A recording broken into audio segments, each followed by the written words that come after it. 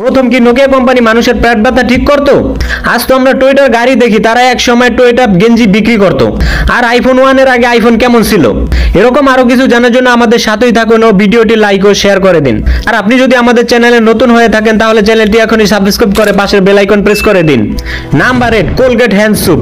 Colgate প্রথমে hand soap বানাতো, এ তাদের সবচেয়ে প্রথম প্রোডাক্ট। তবে এক সময় এসে তারা পুরো বন্ধ হয়ে গেছে। তারপর কোলগেট কোম্পানি দেখলো টুথপেস্টের মার্কেট অনেক ভালো চলে, টুথপেস্টের কোনো কম্পিটিশন নেই, তারা পেস্ট বানানো শুরু করলো, তার নাম দিল কোলগেট। তারপর কোলগেট পেস্ট বাজারে বিক্রি করা শুরু করলো। পরে কোলগেট পেস্ট বাজারে আসার পরে আসল কম্পিটিশন শুরু হলো। আর অনেক কষ্ট করে কোলগেট কোম্পানি টপ স্থানে পৌঁছেছে। Number 7, Nokia toilet paper. Nokia phone কত মজবুত হতো এটা আমরা সবাই জানি। এমনই নোকিয়া টয়লেট পেপার অনেক মজবুত বানাতো। আগে মানুষের কাছে নোকিয়া মোবাইল না থাকলে তারে অনেক আনকুল মনে হতো, কিন্তু তার আগে কারো কাছে নোকিয়া টয়লেট পেপার না থাকলে তাদের বাথরুমে অনেক আনসেফ মনে হতো। তবে নোকিয়া কোম্পানি সবচেয়ে প্রথম প্রোডাক্ট পেপার টাইপের জিনিস বানাতো সবচেয়ে বেশি, তার ভিতরে ফেমাস ছিল টয়লেট পেপার।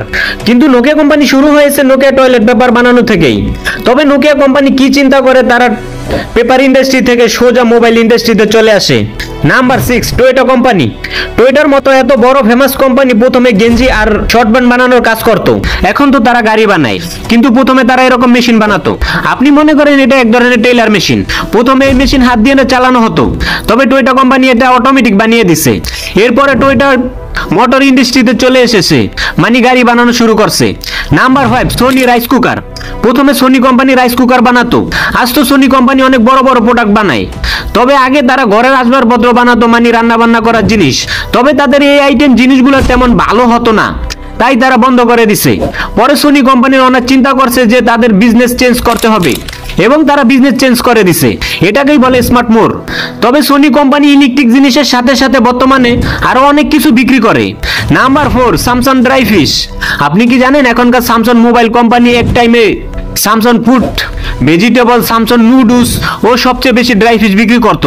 কিন্তু বর্তমানে স্যামসাং কোম্পানি মোবাইলের সাথে সাথে তারা আরো অনেক ইন্ডাস্ট্রির সাথে আছে। তারা এর ভিতরে এখনো তাদের ফুড ইন্ডাস্ট্রি আছে।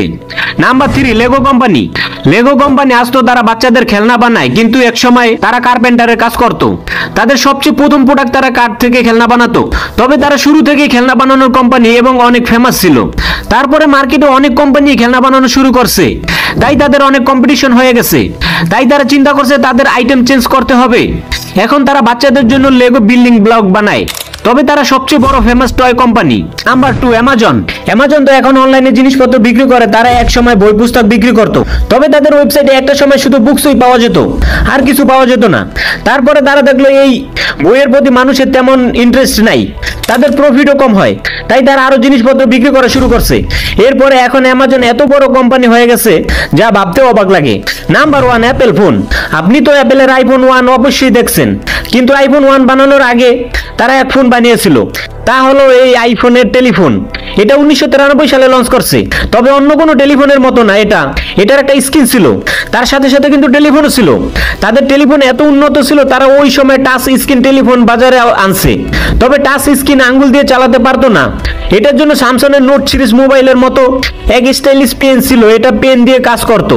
তবে তারা ওই টাইমে শুরু করলেও তেমন ভালো কিছু করতে পারে নাই, তাই তাদের স্বপ্নই ছিল। তবে আপনি অবশ্যই জানেন বর্তমান দুনিয়াতে মোবাইলের হিরো হিসেবে পরিচিত তারা। তো এই হলো আজকের ভিডিও। আপনার যদি আমাদের ভিডিও দেখে ভালো লাগে তাহলে চ্যানেলটি অবশ্যই সাবস্ক্রাইব করে পাশের বেল আইকন প্রেস করে দিন। আর ভিডিওটি অবশ্যই লাইক ও শেয়ার করতে ভুলবেন না। পুরো ভিডিও দেখার জন্য ধন্যবাদ।